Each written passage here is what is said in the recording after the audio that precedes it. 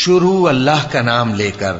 جو بڑا مہربان نہایت رحم والا ہے۔ جب سورج لپیٹ لیا جائے گا اور جب تارے بے نور ہو جائیں گے اور جب پہاڑ چلائے جائیں گے اور جب بیاہنے والی اونٹنیاں یوں ہی چھوڑ دی جائیں گی اور جب وحشی جانور جمع کیے جائیں گے اور جب سمندر آگ ہو جائیں گے اور جب روحیں جسموں سے ملا دی جائیں گی اور جب اس بچی سے جو زندہ دفنا دی گئی ہو پوچھا جائے گا کہ وہ کس گناہ کے سبب قتل کر دی گئی، اور جب اعمال کے دفتر کھولے جائیں گے اور جب آسمان کی کھال کھینچ لی جائے گی اور جب دوزخ کی آگ بھڑکائی جائے گی اور جب بہشت قریب لائی جائے گی،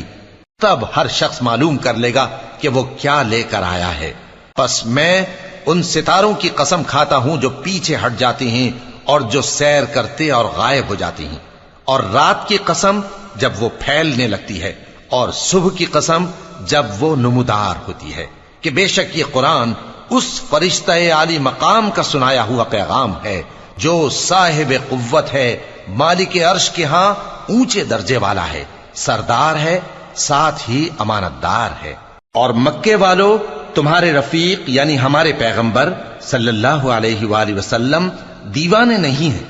اور بے شک انہوں نے اس فرشتے کو آسمان کے کھلے کنارے پر دیکھا ہے، اور وہ غیب کی باتوں کے ظاہر کرنے میں بخیل نہیں، اور یہ کسی شیطان مردود کا کلام نہیں ہے۔ پھر تم لوگ کدھر جا رہے ہو؟ یہ قرآن تو تمام جہانوں کے لیے نصیحت ہے، یعنی اس کے لیے جو تم میں سے سیدھی راہ چلنا چاہے، اور تم لوگ کچھ بھی نہیں چاہ سکتے مگر وہی جو اللہ رب العالمین چاہے۔